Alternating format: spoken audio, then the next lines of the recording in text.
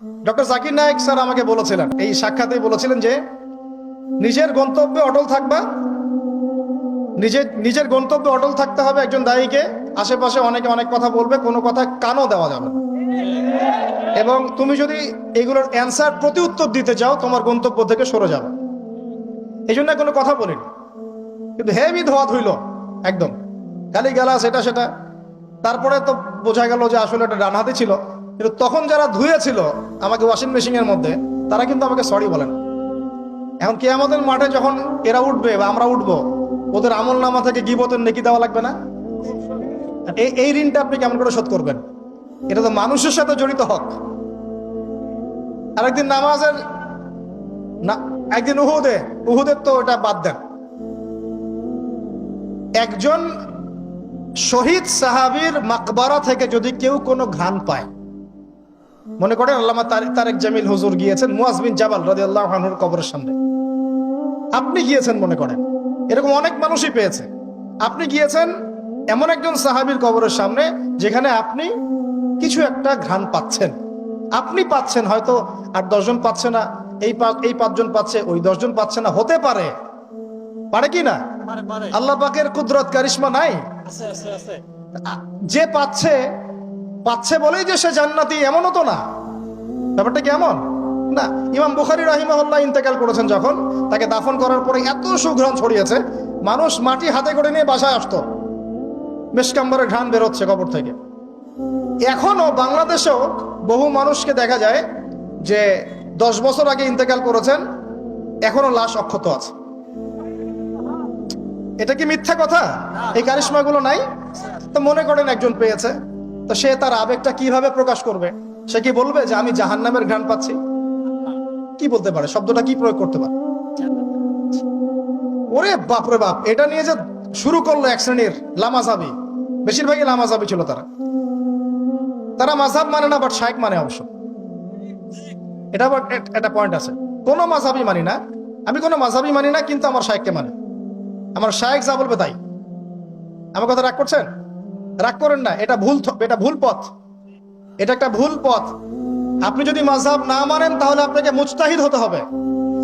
একজন মুজতাহিদ, যার মাযহাব মানার দরকার নাই, সে কোরআন সুন্নাহ সব জ্ঞান জানে, আপনার তো মাযহাব মানার দরকারই নাই, আপনি তো মুজতাহিদ নিজেই। মাশাআল্লাহ, আমরা তখন আপনাকে মানবো, কিন্তু আপনি তো মুজতাহিদ নন, বরং আপনি কোনো ক্ষেত্রে কোরআনও তেলাওয়াত করতে পারেন না, হাদিসের এবারও তো পড়তে পারেন না, আপনি কোনো ফিকহের মাসআলা দিতে পারবেন না। তাহলে তো আপনাকে কোনো ইমামের অনুসরণ করতেই হবে, এবং সেটা আপনি করছেনও তো। মাশাআল্লাহ, আপনি শায়েখকে ফলো করছেন, ওটা তো মাযহাব মানাই হলো, তাই না? আদতে যা হয়েছে, 4 মাযহাবকে বাদ দিয়ে নতুন একটা মাযহাব চালু করলেন, আদতে কিন্তু এটা হলো। প্রতিষ্ঠিত মাযহাবগুলোকে বাদ দিয়ে নতুন একটা মাযহাব চালু করলেন, মাযহাবে জাকারিয়া, মাযহাবে রাজ্জাকিয়া, এরকম কিছু মাযহাব চালু হলো, নতুন নতুন মাযহাব। এগুলো এর বাইরে আপনি যাবেন না। উনি যদি বলেন তালেবান খারাজি, আপনিও বলবেন তালেবান খারাজি। উনি যদি বলেন অমুক আদনানি গোষ্ঠী, আপনিও বলবেন সে আদনানি গোষ্ঠী। তাহলে আপনি তো আপনার শায়েখের মুকাল্লিদ। আপনি কি যাচাই করতে পারেন আসলেই কারা খারাজি, কারা এই কারা সেই? আদতে লা মাযহাবি বলে কোনো শব্দ নাই, আমরা সবাই কোনো না কোনো মাযহাব ফলো করি। বাংলাদেশের সবচেয়ে বড় আলেমের একজনের নাম বলেন দেখি, বলেন একটা নাম বলেন। মাশাআল্লাহ, কি বলেছেন? আব্দুল মালিক দামাত বারাকাতুহু। আচ্ছা, মাশাআল্লাহ। হ্যাঁ, মাশাআল্লাহ, উনার মতো মুহাদ্দিস এই উপমহাদেশে খুব কমই আছে, ঠিক না ঠিক?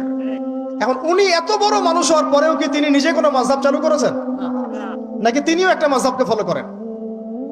এখন আমি তো কোরআনই পড়তে পারি না, হাদিসও বুঝি না, মাসলা মাসালও জানি না, ফিকহও বুঝি না, 2 দিন 4টা চটি বই পড়ে আপনি মুস্তাহিদ হয়ে গেলেন?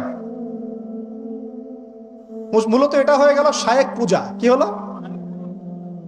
আপনি কোনো শায়েখকে ফলো করেন, আমি আপনাকে দোষ দিচ্ছি না, নেগেটিভ বলছি না, কিন্তু আপনাকে লিবারেল থাকতে হবে, ওপেন মাইন্ডেড হতে হবে। এমন না যে সে যদি ভুল বলে সেটাই মেনে নেবেন। এখন মূল কথাটা আসেন, এই যে শুরু করলো ঘ্রাণ, জান্নাতের ঘ্রাণ পেয়েছে। আরে বাপ রে বাপ, জান্নাতের ঘ্রাণ দুনিয়া থেকে পাওয়া যায় না, এই সেই। তখন মনে হচ্ছিল যে আল্লাহ, এই মিডিয়াগুলোর চাইতে আমাদের বড় শত্রু মনে আর কেউ নাই। ঠিক আছে, নামাজের আপনাকে গুরুত্ব বোঝাচ্ছিলাম, যে কোনো মক্তবে হোক, মাদ্রাসায় হোক, ওলামায়ে কেরাম এগুলো বুঝান, আমাদেরকে শিখিয়েছেন ছোটবেলায়। যখন নামাজ পড়বা তখন প্রত্যেকটা সেন্টেন্স সুন্দর করে বলো, সুন্দর করে বলো যে ইয়্যাকা না'বুদু ওয়া ইয়্যাকা নাস্তাঈন, স্পষ্ট করে সুন্দর করে বলো, তাড়াহুড়া করো না। এখন আপনি মনে করেন বলছেন ইয়্যাকা না'বুদু ওয়া ইয়্যাকা নাস্তাঈন, এখানে কানা বলে কোনো শব্দ আছে? বলেন তো, কথাটা বুঝেন কি? শব্দটা ইয়াকা, শব্দটা কি? ইয়াকা একটা শব্দ, না'বুদু একটা শব্দ, ওয়া ইয়াকা একটা শব্দ, নাস্তাঈন একটা শব্দ। তো আপনি পড়ছেন ইয়াকা না'বুদু, ইয়াকা না'বুদু, তো এই কানা মানে আবার কে? শব্দটা হচ্ছে ইয়াকা না'বুদু, এই তো ইয়াকা না'বুদু ওয়া ইয়াকা নাস্তাঈন। এখন আমাদেরকে শেখানো হচ্ছে, ছোটবেলা থেকে শিখেছি আমরা যে সুন্দর করে তারতিলের সাথে কোরআন তেলাওয়াত করবে, যাতে প্রত্যেকটা শব্দের পার্থক্য বোঝা যায়। আপনি বলছেন, ধরেন কথার কথা, আপনি বলছেন, আমি বলছি আল্লাহু আকবার, আল্লাহু আকবার। এখন কেউ বলছে আল্লাহু আকবার, আল্লাহু আকবার, তো শব্দটা কি হু আকবার না আল্লাহু আকবার? একটা সৌন্দর্য আছে না? এইটাই বুঝাচ্ছিলাম যে সামিআ আল্লাহু লিমান হামিদা, সামিআ আল্লাহু লিমান হামিদা। এরই বাপরে বাপ, কি দিয়ে শুরু করলো? তখন মনে হচ্ছে সংসদে বিল পাস করা খালি বাকি রাখছে, এটা সংসদ পর্যন্ত নিয়ে যাবে, এটা মনে হচ্ছিল আমার কাছে। হায় রে বাঙালি জাতি! ভাই, মূল কথা আজকের লেকচারের, পুরো বিশ্বে আমাদের অবস্থা ভালো না, মূল জায়গায় থাকবেন, শাখা প্রশাখায় যাবেন না। আমাদের মূল জায়গা হচ্ছে পরিপূর্ণ ইসলাম পালন করব, নিজে করব, আমার পরিবারে প্রতিষ্ঠা করব ইনশাআল্লাহ, আমার বাচ্চাদের মধ্যে প্রতিষ্ঠা করব ইনশাআল্লাহ। আমরা ওলামায়ে কেরামের মধ্যে কোনো বিভক্তি সৃষ্টি করব না, আমরা ইস্যু পাগল হব না, আমরা মাজলুমের পক্ষে থাকব, আমরা জালেমের বিপক্ষে থাকব। মুনাফিকদের সাথে কোনো আপোষ নাই, জালেমদের সাথে কোনো আপোষ নাই। আমরা উম্মার ঐক্যের চেষ্টা করব, বিভক্তির দিকে যাব না। আমরা হালাল খাবো, আমাদের উপরে যারাই গভর্নমেন্টে আসুক আমরা আনুগত্য করব, আমরা আনুগত্য করব, আমরা তাদের সাথে বিদ্রোহে যাব না, তাদেরকে ওয়াজ নসিহত করব, বোঝানোর চেষ্টা করব এবং জাতিগত ঐক্য ধরে রাখবো। হ্যাঁ, তারা যদি সরাসরি ইসলামের বিরুদ্ধে চলে যায় তখন যা করার তাই করবো ইনশাআল্লাহ। কিন্তু সরাসরি কি তারা ইসলামের বিরুদ্ধে যাচ্ছেন? যাচ্ছেন না। অতএব এখানে আমরা কোনো ফাসাদ সৃষ্টি করব না, কোনো দরকার নাই ভাই। মুসলিম মুসলিম মারামারি করে এগুলো শহীদ না, মুসলিম মুসলিম লাঠি বৈঠা নিয়ে মারামারি করে এগুলো শহীদ হবে না, সাবধান, এটা সঠিক পথ নয়। তবে আমরা অবশ্যই অবশ্যই তাদেরকে নসিহত করব, দোয়া করব, জাতিগত ঐক্য ধরে রাখবো এবং আমাদের লক্ষ্য আমরা স্থির রাখবো। আমাদের লক্ষ্যটা কি ভাই? ওই বাইতুল মুকাদ্দাস। লক্ষ্যটা কি? বাইতুল মুকাদ্দাস। ইনশাআল্লাহ পুরো বিশ্ব থেকে আস্তে আস্তে জালেমদের পতন ঘটবে ইনশাআল্লাহ, মাজলুমের রক্ত বৃথা যাবে না ইনশাআল্লাহ। ইনশাআল্লাহ আমাদের শহীদরা মৃত নন ইনশাআল্লাহ, তাদেরকে রিজিক দেওয়া হচ্ছে। আমরা সবাই মন খুলে দোয়া করব তাদের জন্য। এখন কনক্লুশনে আসা, বিশ্বের এই অবস্থায় আমাদের অবস্থাটা কি একটু দেখাই, তারপর শেষ করে দেই। একটু বসেন, 10টা মিনিট খালি মনোযোগ দেন। আমাদের অবস্থা কি দেখেন? পুরো বিশ্বে কি আমাদের খেলাফা আছে?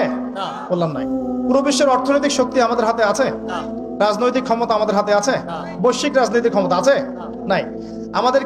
আমাদের কি মিডিয়াগুলো সব স্বতন্ত্র, নিজের স্বাধীন? আমাদের কি এই পারমাণবিক অস্ত্রশস্ত্র ওয়েপেন্স আছে? আছে ভাই? নাই।